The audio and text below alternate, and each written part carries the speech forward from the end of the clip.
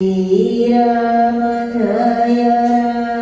જય ગુરુ રામ શ્રી રામ જય રામ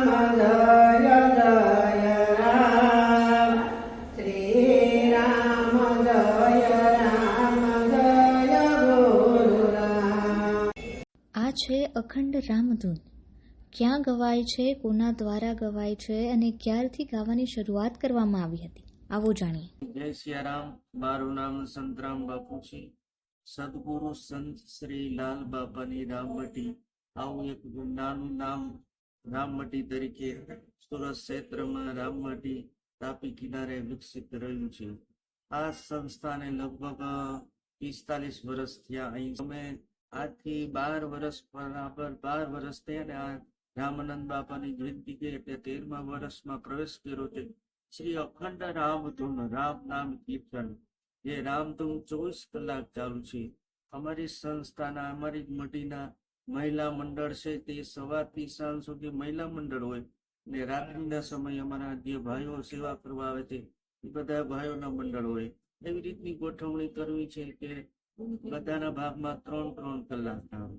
3-3 કલાક થાય એટલે પોતપોતાના વારા પ્રમાણે બદલતા રહે, એટલે આમાં કોઈ કષ્ટી પડતી નથી।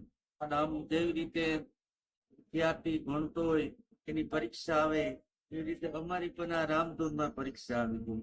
તો શું પરીક્ષા હતી કે જ્યાં કોરોના વાયરસ આવ્યો ત્યારે ખરી કસોટી હતી કે મંદિરની પૂજા બંધ થઈ ગઈ અને અમારી રામધૂનનું કેમ થશે, પણ અમે બેન મંદિરની પૂજા ચાલુ રાખી છે। ભગવાન રામજીની કૃપાથી રામધૂને ચાલુ રાખી છે। સુરત શહેરમાં આમ તો અનેક પૌરાણિક મંદિરો છે જે તેની વિશેષતાઓને લઈને જાણીતા છે, પરંતુ આ વચ્ચે સુરત શહેરના જહાંગીરપુરા વિસ્તારમાં એક મઢી છે જેની સાથે પણ લાખો કરોડો લોકોની આસ્થા જોડાયેલી છે, અને આ મઢી એટલે લાલ બાપાની મઢી।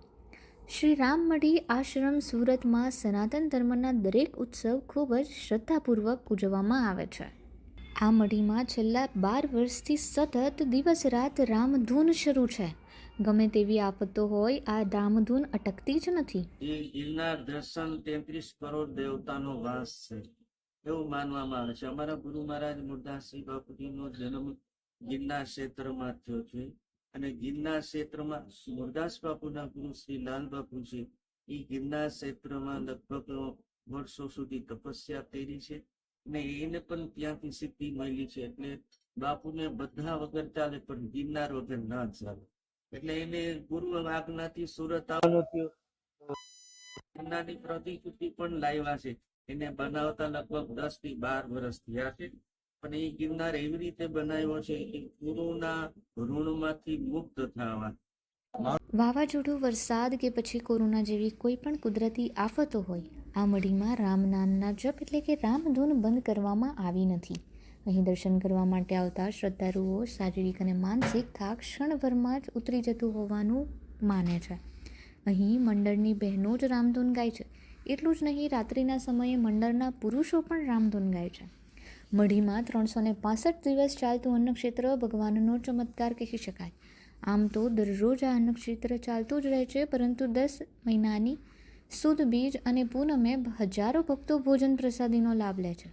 સંત મૂળદાસ બાપુના માર્ગદર્શન હેઠળ ચાલી રહેલી રામ મઢીમાં ગણપતિ દાદા, હનુમાન દાદા, તાપી માતા, શનિદેવ મહારાજ મહાદેવ, સાંઈ બાબા, લક્ષ્મીનારાયણ ભગવાન, માતાજી એમ હિન્દુ ધર્મના મોટા ભાગના દેવી દેવતાઓના નાના નાના મંદિર બનાવવામાં આવ્યા છે।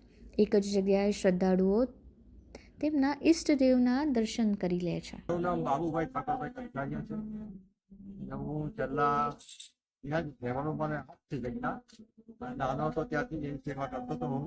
અને આ જયારે રામમઢી અહીંયા આવી એના જયારે આ પાયો ગાયો બે દિવસથી એટલે મતલબ 52-53 વર્ષ પહેલા શું હતું કે ઘણી બધી તકલીફો હતી અહીંયા, અને અરાજકતા હતી, તે ચોર આવતા હતા અને જંગલ જેવું હતું, પ્રાણીઓ ફરતા હતા। અને આજે તમે જુઓ તો એ જૂનું યાદ કરે તો પણ એમ થાય છે કે આટલો બધો ફેરફાર, અને એ પૂજ્ય મુરદાસ બાપુની સખત પરિશ્રમનું આ પરિણામ છે। શારીરિક અને માનસિક બંને મને અનુભવ થાય છે।